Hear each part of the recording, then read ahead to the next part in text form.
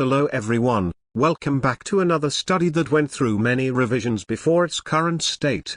Anyways, in the following position, black's knight on f5 is hanging, and since the h4 knight is pinned, only one move is correct.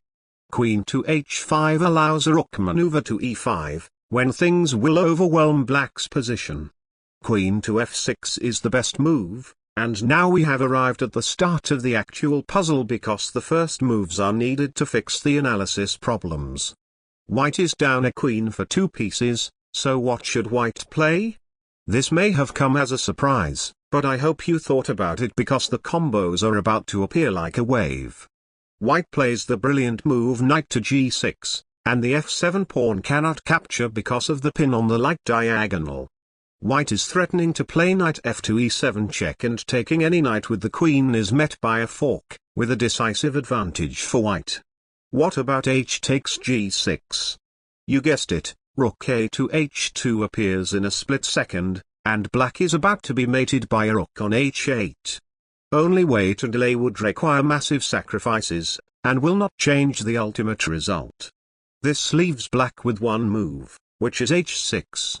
The attack doesn't stop here, but it looks like it does after knight to e7 and f8 check, as the enemy king hides safely on h8. Some will give up upon this realization, but white can use the other factors of the position to make magic happen. The key is rook to e1, and don't worry if you can't see the threat, which is the move knight to d7 trapping the queen. This shocked me the first time I realized it, but what about bishop to c8 to protect d7? White has the counter knight e to g6 check, then rook to e8 with the idea of knight to d7 winning the queen.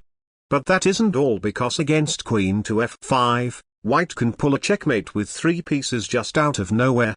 Imagine that happening in an actual game. Black must again lose the queen and another piece. Other moves that save the queen would still lose the lone rook on b8, so black plays knight to e6, looking powerful as the knight on e7 is now hanging again. Realizing this, white's rook on e1 says, more brilliancies. After rook takes knight, pawn takes rook, the g6 square is once again open for the knights.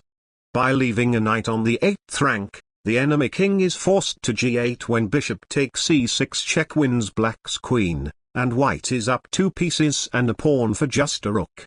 But wait, black doesn't need to let the knights escape. With queen to f7, black can give up the queen for the bishop and win the 2 knights for 1 rook. Is black a genius?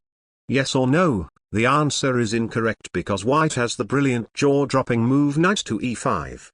After the rook takes both knights for the queen, white's bishop remains, and by getting the defensive rook out in time, black's bishop on b7 will be captured as a spectator. The ultimate refutation. If you want to see more brilliant chess tactics like this, be sure to like and subscribe for more, and make sure to join my Discord for extra brilliant stuff. I will see you all in my next video. Goodbye.